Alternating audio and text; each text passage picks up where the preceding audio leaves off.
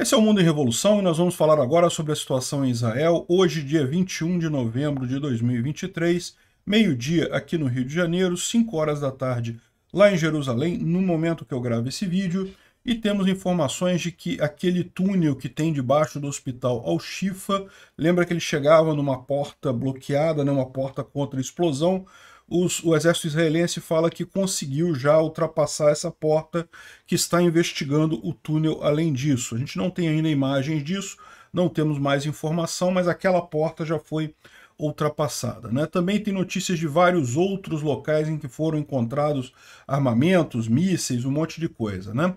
Finalmente, o exército israelense disse que cercou o campo de Jabalia, o que é uma coisa que não dá para entender muito bem, porque o campo de Jabalia é uma coisa enorme aqui, né? Essa área toda aqui é o campo de Jabalia, e então já tomaram Beit Lahia, já tomaram Beit Hanun. Vamos tentar entender exatamente o que eles estão querendo dizer com isso daqui, né? A grande notícia do dia, porém, é o acordo de paz. Está sendo fechado um acordo de paz, vai ser votado hoje à noite em Israel, né? Já está acertado com Hamas.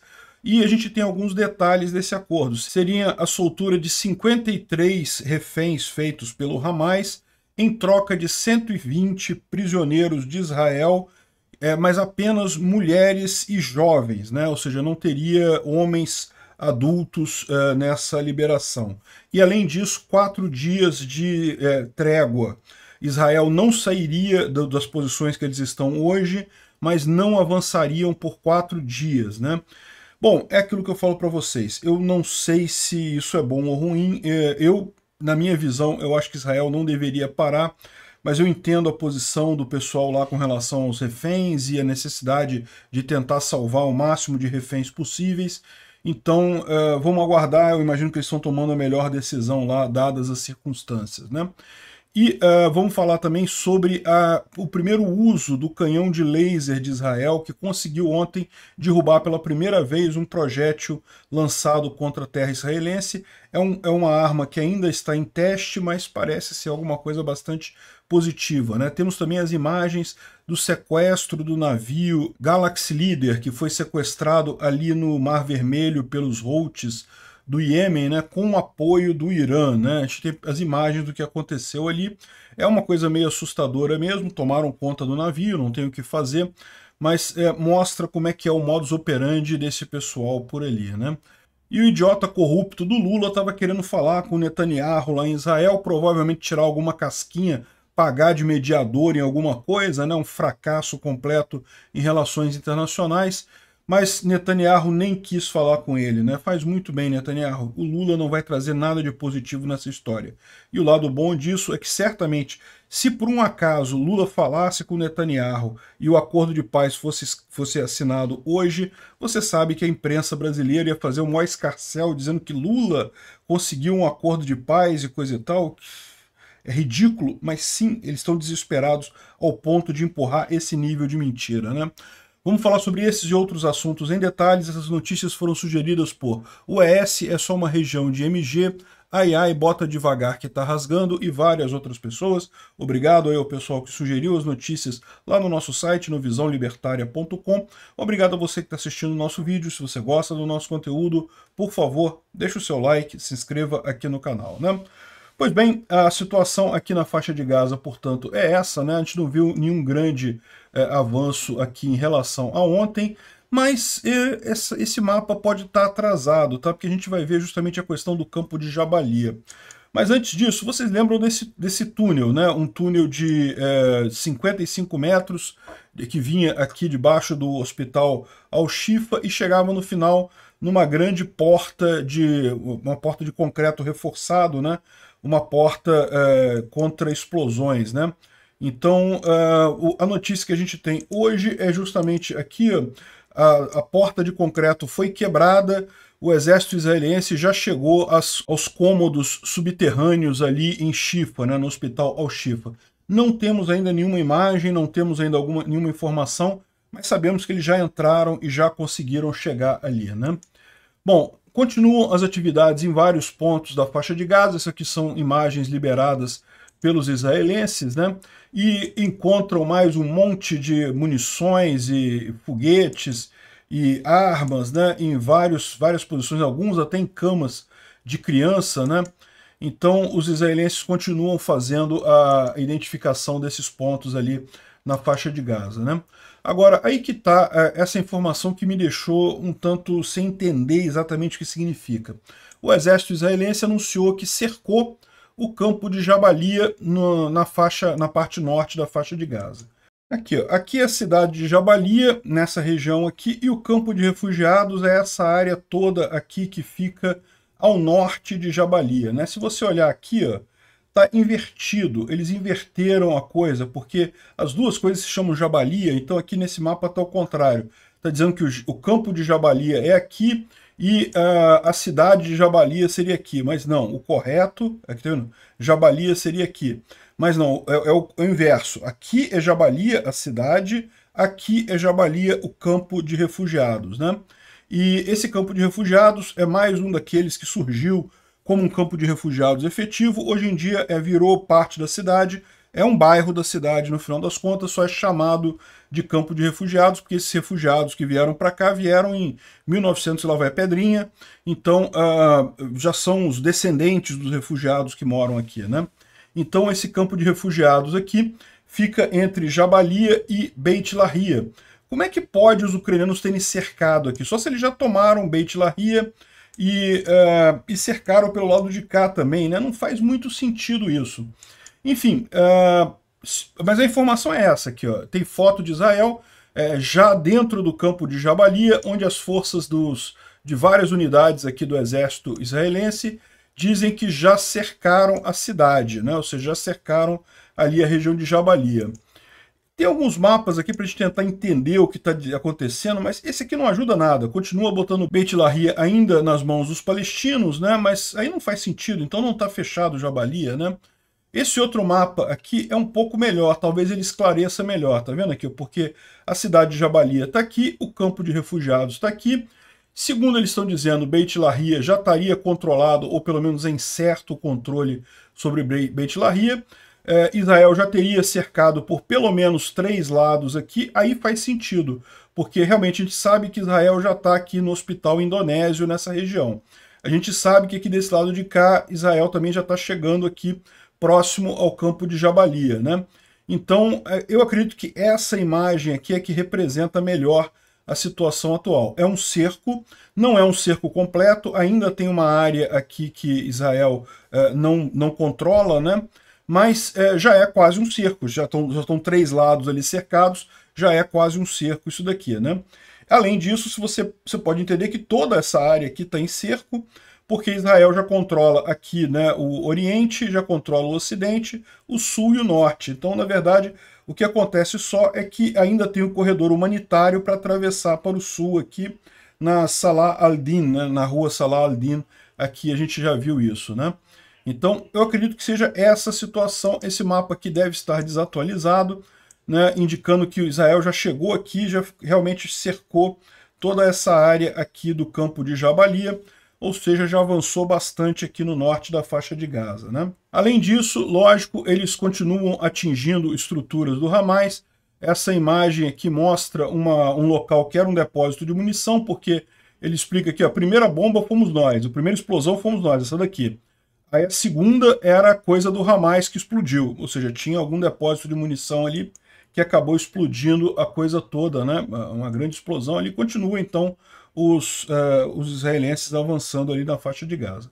Agora, o grande assunto do dia seria o suposto acordo entre Israel e Hamas. Seria um acordo que está sendo costurado pelo Catar, pelos Estados Unidos, o Hamas e Israel. Então são 4 países envolvidos nessa negociação. Ali, o Catar, Estados Unidos, Israel e Hamas. E aqui, ó, segundo a notícia que teve no dia de hoje, cedo, né, fontes israelenses dizem que as negociações com o Hamas estão tendo progresso. Isso aconteceu no dia de hoje, tá? Hoje já está no final do dia lá em Israel, 5 horas da tarde. Ao longo do dia de hoje que foi costurado esse acordo. É lógico que já vinham tentando alguma coisa, mas só agora que foi decidido, né? Aqui, ó, segundo a televisão israelense, luz verde para o acordo, Israel aceitou as condições do Hamas para soltar reféns, ou alguns dos reféns. E agora a bola está aí do lado de lá, né? Dá para ver que os comentaristas da televisão israelense não ficaram satisfeitos com esse acordo, não acharam um bom acordo, mas em princípio está aceito, né? Aqui o repórter israelense diz que se houver uma pausa ali, esse acordo, né, são 4 dias de pausa que está sendo previsto nesse acordo, mas as tropas israelenses não sairão de dentro da faixa de Gaza. Não está prevista o retorno das forças israelenses para o território de Israel, ou seja, eles vão continuar lá, eles vão parar de avançar, vão parar de tomar novos lugares, de tentar atacar outras posições, mas não sairiam dali, essa é a visão, né? Aí aqui a gente tem um pouco mais de informação, começaram a sair informações aqui agora já no final do dia lá em Israel, né?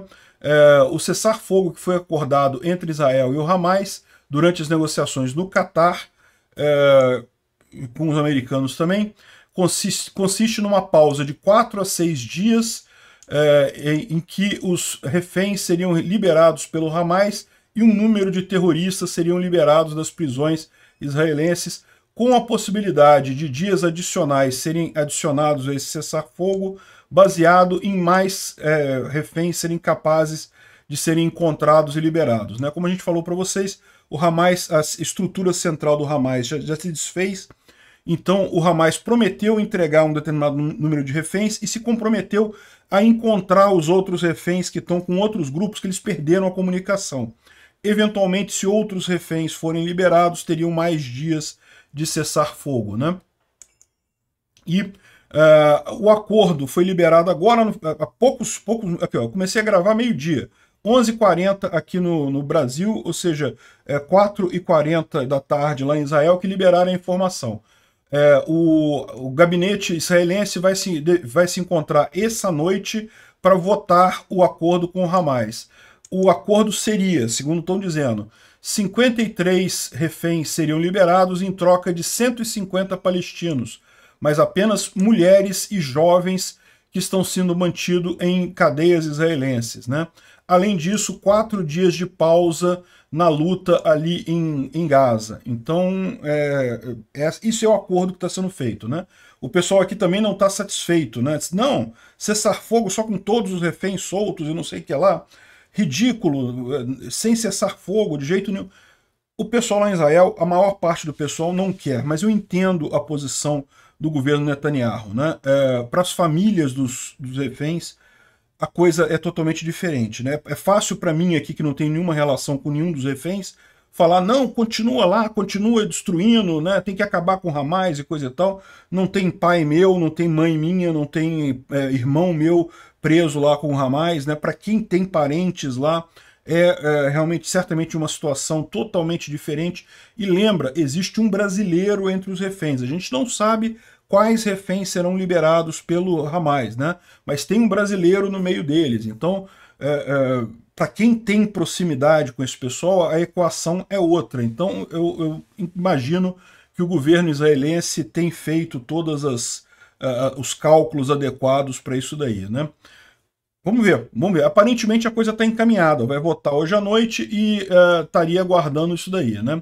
Agora, justamente por isso, parece que o Hamas fez mais alguns bombardeios e coisa e tal. Isso daqui é tipicamente para forçar o acordo. Eles devem estar desesperados, tá vendo? Fizeram vários bombardeios aqui com foguetes e coisa e tal. Jogaram foguetes nessa região aqui. Então, vamos aguardar. Vamos ver se sai o acordo hoje, mas tem tudo para sair o acordo hoje. E seria esse acordo descrito aqui. 53 reféns em troca de mais 150 palestinos, que seriam mulheres e jovens apenas, que estão em cadeias israelenses, mais 4 dias de pausa. Israel não vai sair da faixa de Gaza, vai ficar lá, só não vai avançar mais. E, segundo diz aqui, a possibilidade de mais tempo de cessar-fogo se mais reféns forem liberados, né? Bom, a gente tem informação também aqui, isso a gente está falando aqui da faixa de Gaza, né? Mas é lógico, também tem operação aqui na Cisjordânia e aqui no norte de Israel, o sul do Líbano, né? De novo, mais uma vez, muito bombardeio aqui no sul do Líbano e uma ação chamou a atenção. Isso daqui foi perto de Tire, ou seja, bem aqui no norte, aqui, foi um assassinato de um terrorista do Hezbollah. O carro teria sido atingido especificamente por grupos de operações especiais lá do exército israelense. Aqui, ó, de acordo com alguns reportes lá do Líbano, Israel matou Khalil Karras, o vice-comandante da ala militar do Hamas no Líbano. Ah, que coisa, eu achei que era do Hezbollah, não, é do Hamas. O Hamas aparentemente tem alguns militares no Líbano também.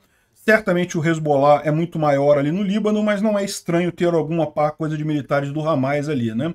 E esse Khalil Karras teria sido assassinado justamente nessa operação especial aqui. Botaram uma bomba no carro dele e explodiram, né? Agora, lembra que em agosto de 2023 o Nasrallah avisou que qualquer assassinato israelense em território libanês levaria a uma grande reação do Hezbollah. Não sei se vai acontecer mesmo, o Hezbollah não parece estar com essa coisa toda. De qualquer forma, menos um terrorista no mundo é algo sempre positivo. O Instituto para Estudo da Guerra aqui fala sobre os avanços de Israel ali em Beit Lahia e também no campo de Javalia, mas não tem nenhuma novidade aqui em relação ao que a gente já falou, né? O que tem de novidade interessante é isso daqui, ó. Esse daqui é aquele... o Iron Beam, né, que é a defesa a laser montada por Israel, que promete ser uma coisa revolucionária. Por que isso? Porque é muito barato, né? O grande problema da defesa antiaérea é que às vezes você lança um míssil caríssimo para interceptar um outro foguete que é baratinho. E isso se torna economicamente complicado, né? Com laser não, o laser é muito barato.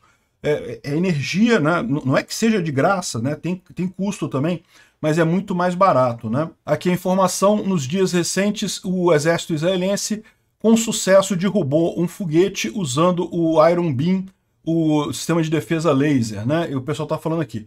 Essa imagem que está passando aqui é um teste, tá? Isso aqui não foi a interceptação que aconteceu agora, foi um teste, tá vendo? A própria Israel lançando o morteiro e o Iron Beam destruindo ele, né? Mas aqui está a informação justamente que teria acontecido isso daqui, ó. Pela primeira vez no mundo, um sistema de laser desenvolvido em Israel foi capaz de interceptar um foguete que foi lançado contra Israel durante esses dias de luta, né? Depois da publicação no News 14, que é uma televisão lá de Israel, sobre a colocação do sistema experimental, e agora chegaram as notícias felizes, né? O sistema foi capaz de fazer uma interceptação com sucesso. Excelente notícia isso, é algo que vai mudar o mundo aí em termos de futuras armas de defesa antiaérea, né? Então tá aqui, tem mais imagens aqui do sistema, realmente muito bacana. Bom, a gente já falou sobre o navio que foi invadido lá, que foi sequestrado pelos Houthis do Iêmen. Eles acham que é um navio israelense, mas não tem nenhum israelense a bordo, não pertence à companhia israelense, não tem nenhuma ligação com Israel. É um navio que ia da Turquia para a Índia e era de uma empresa britânica, enfim, não tem a bandeira da Libéria. Não tinha nada a ver com Israel, mas por algum motivo eles acharam que era. E aqui estão as imagens da interceptação, da tomada do navio, um monte de gente armada, né? O pessoal do navio são civis que estão trabalhando ali, não tem como se defender disso, né? Aqui tem mais imagens, eles também chegaram de helicóptero e coisa e tal, e tomaram o navio ali. É uma situação complicada, renderam o pessoal. Mas não tem nenhuma novidade aqui, a gente já sabia que isso estava acontecendo, né? Uma informação que é curiosa aqui, né, o pessoal explicando, né, os reféns sendo trazidos aqui para o hospital Al-Shifa, mas muita gente falou assim, não, mas peraí, o Hamas trouxe para o hospital Al-Shifa porque os reféns estavam machucados, né? Então não foi assim que, o Hamas, o centro de controle do Hamas é no Al-Shifa. Não, eles levaram os reféns para o Al-Shifa porque eles estavam machucados e tinham que ter tratamento médico. Alguma coisa até positiva para o Hamas, né? Mas aí o pessoal contrapõe essa história dizendo que, olha só, haviam dúzias de hospitais que eles poderiam ter chegado com os reféns muito antes de chegar no Al-Shifa, que é bem aqui perto da costa oeste aqui da faixa de Gaza, né? Então, ou seja, olha, cada rota possível dos terroristas do Hamas que eles poderiam ter usado para levar os reféns dentro de Gaza passaria por pelo menos 5 outros hospitais antes de chegar no Shifa. Eles levaram para o Shifa porque o Shifa é o controle do Hamas, é o centro nervoso de operação do Hamas. Então, eles queriam levar os feridos para lá, os reféns para lá. Então, essa é a explicação para o caso. Está circulando esse vídeo aqui que se pergunta justamente isso. Ah, não, pô, o Hamas levou os reféns para o Shifa porque queria tratar bem os reféns, coisa e tal. Não. Levou porque lá é o quartel-general deles, né? Não tem... tudo bem, estava no hospital também, cuidou dos reféns doentes e coisa e tal, mas o motivo de levar o pessoal para o Al-Shifa é porque é mesmo para manter eles como prisioneiros lá, né? Bom, o idiota do Jackson Hinkler, né, que é um americano que é a favor da Rússia, a favor do Hamas, tá todo do lado errado, né? Ele apresentou essa moeda aqui como um exemplo de que a Palestina existia antes de Israel. E é uma besteira completa isso, porque é o que eu falo para vocês. A Palestina existe como denominação de lugar, não de nação, né? Nunca houve um país chamado Palestina. Aquela região ali se chamava Palestina. E o idiota é tão idiota que não percebeu que ele contrapôs o próprio argumento aqui na imagem, porque ele não sabe ler nem árabe, nem hebraico, né? E isso daqui é uma moeda de fato. Palestine, ele viu ali, fácil de ler, em inglês, né? Então achou que arrebentou aqui, mas na verdade é o seguinte, isso daqui é uma moeda emitida pelo Império Britânico. Lembra que durante um tempo significativo foi a Inglaterra que dominou aquela região ali, onde hoje é a Jordânia e Israel, né? E o que o pessoal chama ali de Palestina, Cisjordânia e a faixa de Gaza. Aquela área toda ali era da Inglaterra, então isso aqui é uma moeda que foi emitida pela Inglaterra, por isso tem o nome em inglês, Palestine. E lógico, como era uma moeda daquela região, né, emitida em 1927, tem em árabe, sempre teve uma população árabe grande lá, e também em hebraico, que tem uma população judia ali na região, né? E por que foi emitido Palestine aqui? Porque a Inglaterra chamava aquela região de Palestina, né? Mas a designação geográfica, não é um país, nunca houve um país Palestina. E o pior é o seguinte, aqui tá Palestine, né, escrito em hebraico, e aqui, isso aqui é uma abreviação aqui, ó, abreviação que em full quer dizer terra de Israel, né? Ou seja, no final das contas, a moeda diz que isso daqui é Palestina, a terra de Israel, para o pessoal entender isso daí. É o que eu falo sempre. A Palestina é o nome do lugar, não é o nome do país. Nunca teve país Palestina, né? E é a terra de Israel. Era o que se considerava já na época da colonização britânica ali, e depois a Inglaterra resolveu entregar essa terra para os israelenses e para os árabes, né? Dividiu, como tem muito mais árabe do que israelense, deu 3/4 da terra para os árabes, que é hoje, que era na época Transjordânia, hoje chama-se Jordânia apenas, e 1/4 para Israel, que é Israel mais a Cisjordânia e mais a faixa de Gaza, deu para os judeus, né? Só que isso nunca... Os judeus começaram a montar o país dele e imediatamente foram invadidos pelos árabes. A proposta inicial de Israel é que seria um país tal como a Jordânia. Tem judeus na Jordânia, você tem... No mundo árabe tem judeus, cada vez menos, porque eles são muito perseguidos.